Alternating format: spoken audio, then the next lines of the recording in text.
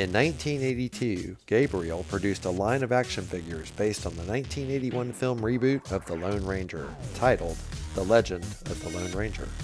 In addition to figures, horses and a Western town playset were also produced, and today we'll be taking a look at the Lone Ranger himself, here on Creed's Collection.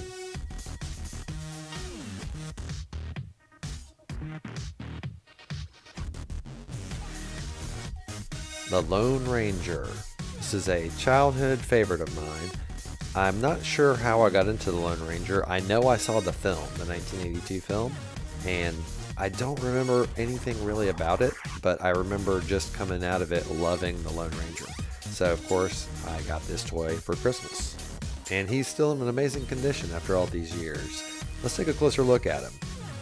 So this is a 3 3/4 scale action figure, and he's got a pretty good sculpt. Nice face. I like the bandana, the flap open there on the shirt. Looks pretty good.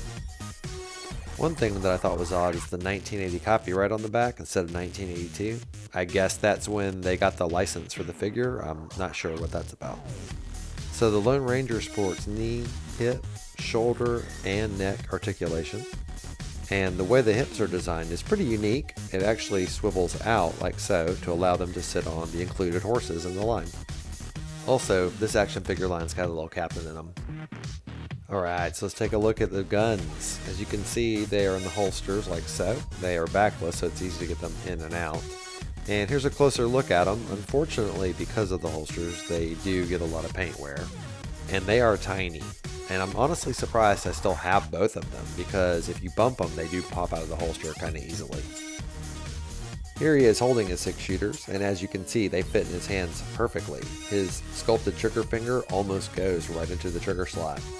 And I like that he's got the holsters as well, so that you can either put them in his hands or put them on his hips.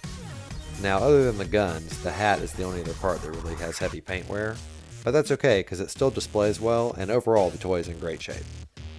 So I know what you're thinking. You're thinking it's time for the He-Man size comparison. But you know what? Instead, I think we're going to do a bonus toy review!